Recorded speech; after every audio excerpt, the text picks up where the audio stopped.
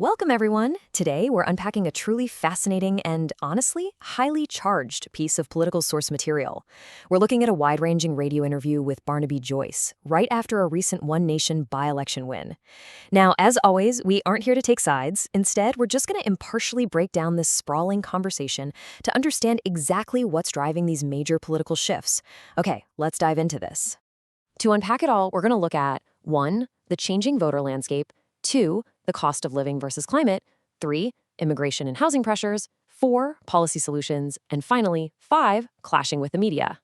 Section 1. The changing voter landscape.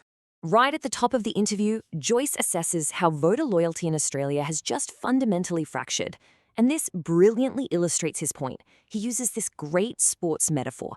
He notes that once upon a time, political alignment was kind of like supporting a rugby team. You backed Wests or you backed Manly, and you literally never crossed over. But today, the modern voter is dynamic, they're frustrated, and they are actively abandoning those traditional political homes. And that frustration leads directly into this incredibly colorful quote from the interview.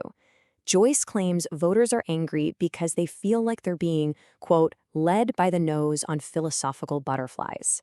It's quite a striking image, right?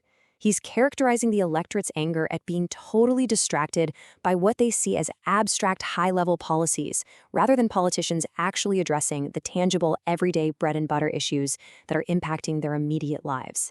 It's a really powerful rhetorical framing device that challenges us to look at whether politics is serving abstract goals or everyday needs. Section 2. Cost of living over climate. Because what exactly are those philosophical butterflies he's talking about?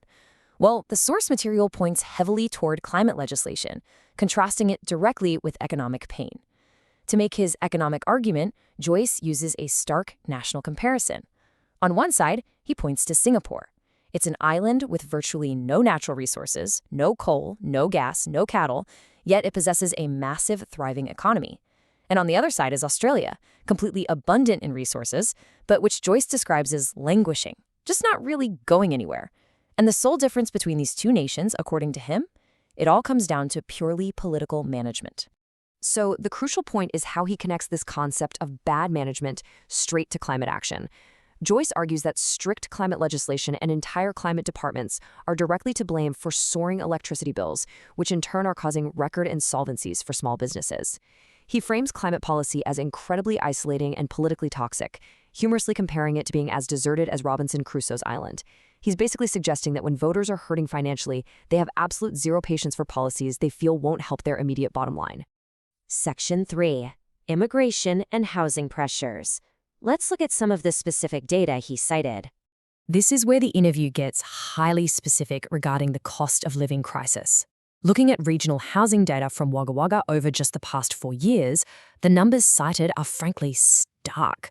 The priority waitlist for social housing has more than doubled, and regional rents have skyrocketed by a massive 40%. The host even brings up a tragic anecdote of a newborn baby found dead in a tent, really underscoring the severe reality of everyday Australians being forced to live under bridges or in tents. Now, what's really interesting about this slide is how Joyce mathematically explains the cause of this housing crisis as pure supply and demand. He argues that if you bring in 400,000 people annually, but only have 300,000 available houses, you are mathematically forcing prices up and entirely pricing out young couples. So there is a direct line drawn in the interview between current immigration levels and the severe lack of affordable housing. Section 4. One Nation's Policy Solutions. Having mapped out the crises as identified in the interview, the narrative arc pivots to the rapid-fire agenda Joyce says his party is actually bringing to the table. In response to all the problems outlined, Joyce rapid-fires this exact list of core policy objectives. Rebuild coal-fired power stations to bring back cheap electricity, remove the moratorium on nuclear energy, build new dams, drastically cut immigration, and completely eliminate the climate change department. Joyce really emphasizes that they have a laser-like focus on making the nation stronger and decisively lowering power bills.